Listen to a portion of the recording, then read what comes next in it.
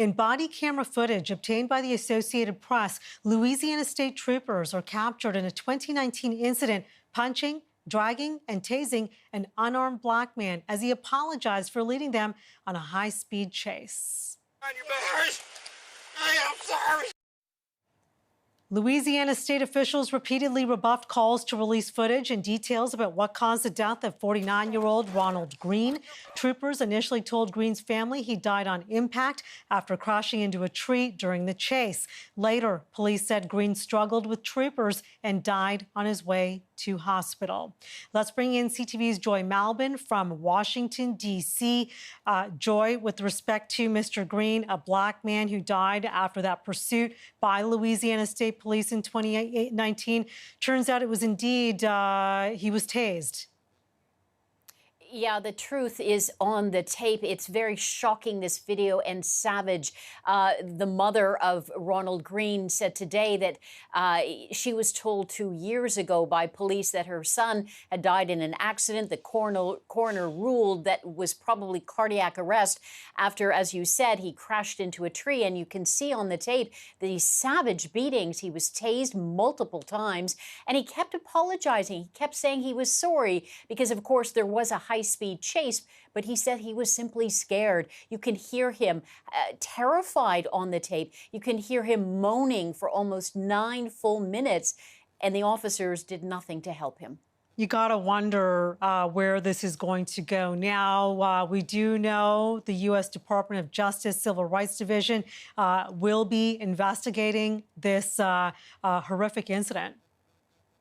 Yes, they will be. That was launched, just a couple of weeks ago, and the family has filed a wrongful death suit. I always think about this when we hear of these horrible videos that come out and these awful beatings and what has happened to so many black men and women in this country. If it weren't for the video, you have to wonder, will anyone be charged? I mean, many people are comparing what happened to Ronald Greene to what happened to George Floyd, because in the 3 short clips that we saw, he was handcuffed. He was face down. He tried to turn himself over to get some air, and you could just hear him moaning and moaning. It's just horrific to hear for like 9 full minutes. The AP, Associated Press, also says that's just 3 short clips that they obtained. Apparently, there's 46 full minutes of body camera footage. Wow. That's going to be, I'm sure, for a lot of folks, very tough to process. And my goodness, what about the family, right? You talk about the steps that the family is taking. And to your point about the video, if the video was not there, you just have to imagine if this would have even gone anywhere. And this is a story, unfortunately, Joy, for a lot of men of color south of the border where you are. Yeah, there's a long list of names. You know, we saw these protests last summer after George Floyd was killed, and we are coming up on the anniversary of George Floyd's death next week on May 25th, and there is this push. You mentioned Joe Biden signing hate crime laws against Asians.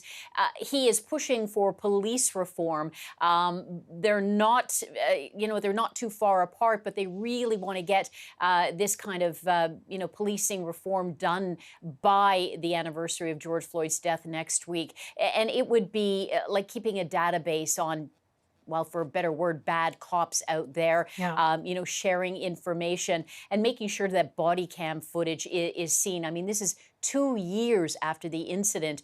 And as far as we know, the Louisiana State Police are saying today that they're not saying that the video is not authentic. What they are saying is that it could hamper their investigation that is already now 2 years old. Okay. CTV's Washington Bureau Chief Joy Malbin joining us from D.C. Thank you for this.